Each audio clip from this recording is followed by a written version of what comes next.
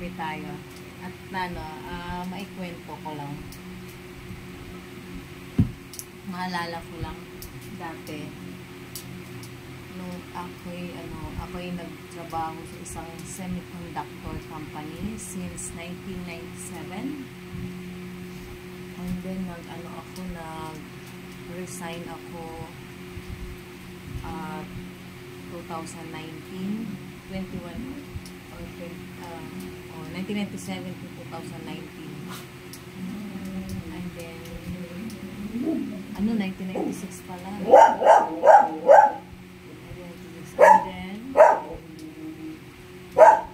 basta ang daming nangyayari. Tapos mga anak ko ay elementary, kinder, until high school. Tapos hindi ko alam kung kasi baon sa utang, kasi ang daming problema, nagkasakit dito, nagkasakit doon, basta ang daming problema. And then naisip ko lang, paano ko kaya mapaaral ng college ang mga anak ko? Kasi ayoko talagang hindi sila makapagtapos ng pag-aaral, kasi ayokong matulad sa akin na nangangampan nilang hirap talaga pag-operator. And then basta kung ano-ano na lang, nag-online selling ako, hanggang sa nag-resign ako, kasi na 2019 nag-resign ako dahil nagpa-opera ako sa aking spinal. Sabi ng doktor ko, nakuha ko sa aking pag-work, and then slip disc. And then sabi ng doktor ko, pagkatapos ko opera, himala talaga, nakalakad ako kaagad. And then nag-normal ang lakad ko. And then sabi ng doktor ko, mag-resign ako para magamit ko pa ulit ang aking spinal, ang aking likod. Kasi nga, delikado talaga pag ang likod ang ginalaw. Kaya nag-resign ako. And then, isip ko, wala talagang Tapos nag-online selling ako sa nakuha ako pera ko sa company. Early retirement ko sa company na 21 years. Tapos nagka-problema kasi nga ang pandemic, and then nawala yung online selling, tapos basta nagka-problema lahat. And then nag-pandemic, walang ibang gagawin kundi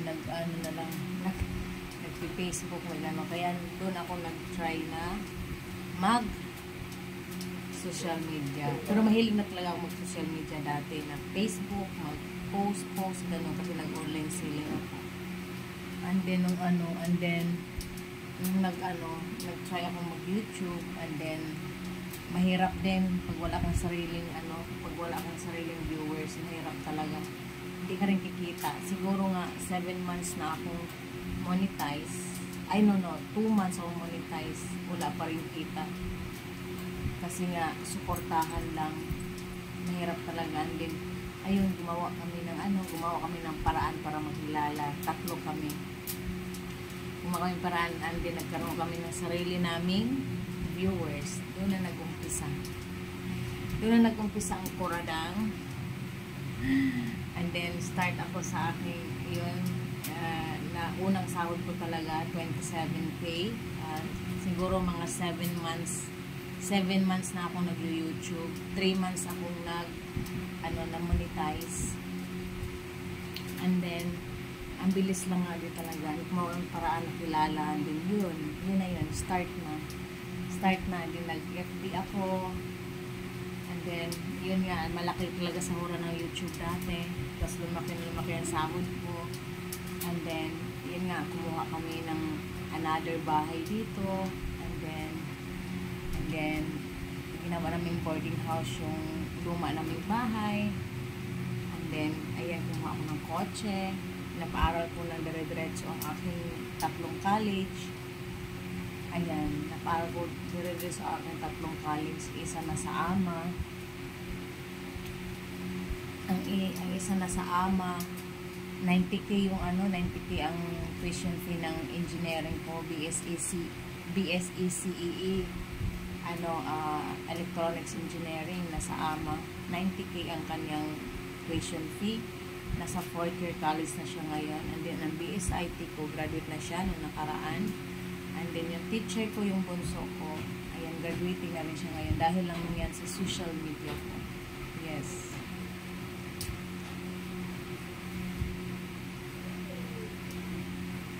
Oh, and then, nag-ano kami ng, na may boarding house. Apat na kwarto na yun. Gagawin ko siyang 5. And then, ayan, tapos yun, matatama natin sila matapos dahil lang lahat yan sa aking pag-social media. Yes. Kung wala, siguro ako sa social media, wala. Baon ako sa utang, hindi makapag-aral aking mga anak, wala talaga. Kaya lahat, kung anong meron ako ngayon, lahat galing sa social media.